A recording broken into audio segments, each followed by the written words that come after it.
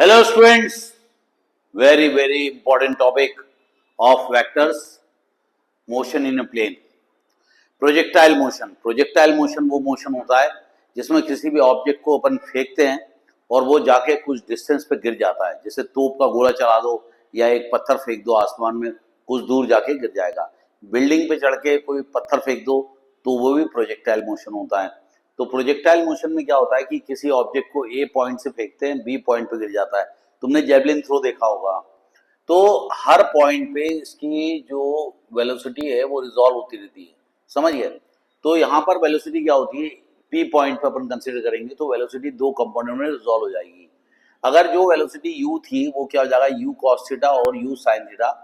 जो एंगल होता है उसके साथ cos थीटा लेना, जिसके साथ एंगल नहीं होता sin थीटा लेना।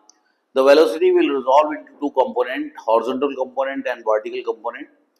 क्योंकि जब उसको अपन स्पेस में फेंकते हैं तो एंगल में फेंकते हैं, एंगल में फेंकने के कारण जो वेलोसिटी होती है वो रिजॉल्व हो जाती है। अगर एंगल पे नहीं फेंकेंगे तो वो सिर्फ एक ही वेलोसिटी रहेगी, वो जिस रास्ते से जाएगा उसी रास्ते से वापस आ जाएगा। ड्यू टू दिस, अब इस जो एंगल से अपन उसको फेंकते हैं वो कहलाता है एंगल ऑफ एलिवेशन, यानी कि एंगल ऑफ प्रोजेक्शन। इसको क्या बोलते हैं, एंगल ऑफ प्रोजेक्शन। और ये जो पाथ होता है, जो पाथ वो अचीव करता है उसको बोलते हैं path of trajectory. Path of projectile is called trajectory. और जितनी वो मैक्सिमम हाइट अचीव करता है that is called maximum height. और यहाँ से जब यहाँ तक जाता है जो टाइम पीरियड उसको लगता है उसको बोलते हैं time period. The time taken by projectile from one point two another point on a ground, this is called time period. और जहां से ऊपर तक जाता है उसको बोलते हैं टाइम ऑफ एसेंट, और नीचे आता है उसको बोलते हैं टाइम ऑफ डेसेंट। तो डिसेंट और एसेंट का टाइम बिल्कुल बराबर होता है, इसलिए टोटल टाइम जो होता है वो T A plus T D होता है। उसमें अपन टी डी को टी ए मान लें तो T is equal to two T A, ये फॉर्मूला यूज होगा आगे चल के, क्योंकि इसके अंदर आपको मैक्सिमम हाइट के लिए डेरिवेशन निकालना पड़ेगा, हॉरिजॉन्टल रेंज के लिए निकालना पड़ेगा, टाइम ऑफ फ्लाइट के लिए। तो टाइम ऑफ फ्लाइट क्या होता है, जितनी देर तक वो आसमान में रहता है, ए पॉइंट से जब उसको शूट करते हैं और बी पॉइंट पे गिरता है, शूट करने के बाद और गिरने से पहले तक जितना वो टाइम लेता है that is called time of flight.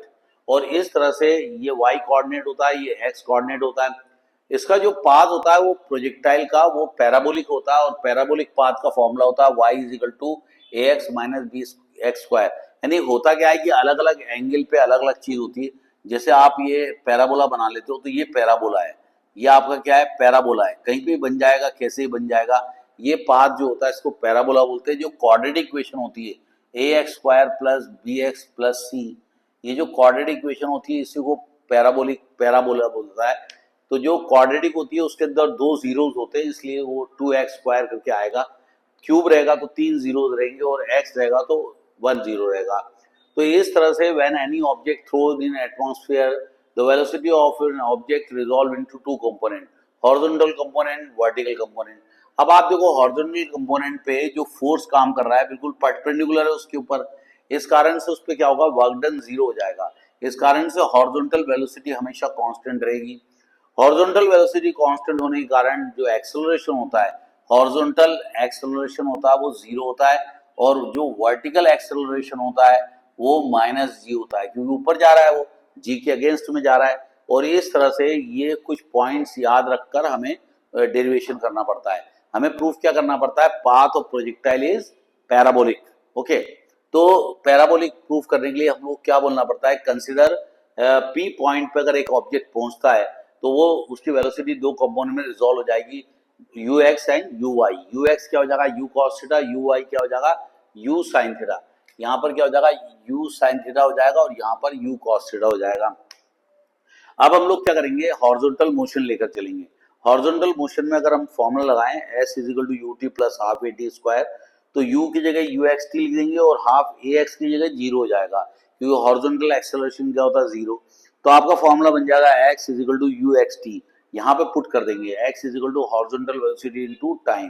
Horizontal velocity क्या थी, यू कॉस थीटा, तो टाइम निकाल लेंगे और ये टाइम की वैल्यू आगे जाके एक इक्वेशन में पुट करेंगे हम लोग। अब वर्टिकल कंपोनेंट के लिए बात करते हैं। वर्टिकल वेलोसिटी जो होती है वो क्या होती है, वी वाई यू वाई होती है, और यू वाई क्या होती है, यू साइन थीटा होती है। दूसरी बात जो उसका एक्सेलरेशन होता है वो माइनस जी होता है। एक बात हमेशा याद रखना कि वेलोसिटी जीरो होती है तो एक्सेलरेशन जनरली जीरो होता है, लेकिन प्रोजेक्टाइल मोशन में और पेंडुलम के मोशन में एक्सेलरेशन जीरो नहीं होता है वेलोसिटी जीरो होने के बाद भी। तो जब पेंडुलम का मोशन होता है और इस पॉइंट पे पहुंचता है तो इस पॉइंट पे उसकी वेलोसिटी जीरो हो जाती है, लेकिन एक्सेलरेशन ए ओमेगा स्क्वायर हो जाता है।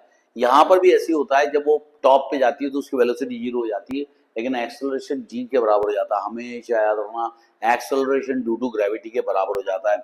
अब हम लोग क्या करेंगे, y is equal to U T plus half A T square वाला फॉर्मूला लगाएंगे, तो U Y T plus half A Y T square हो जाएगा। ए वाई की जगह माइनस जी पुट कर देंगे और यू वाई की जगह यू साइन थीटा पुट कर देंगे, आपका ये आंसर आ जाएगा। अब ये जो टी की वैल्यू निकाली थी वो टी की वैल्यू हम लोग यहाँ पुट करेंगे, तो ये फॉर्मूला बन जाएगा, ये यू यू कैंसिल हो जाएगा, x tan theta minus so and so into x square, ये रिसेंबल करेगा आपके पैराबोला की इक्वेशन से। तो आपको ये डेरिवेशन एग्जाम में आएगा और आपको पूरा लिखना पड़ेगा, अच्छे से लिखना पड़ेगा।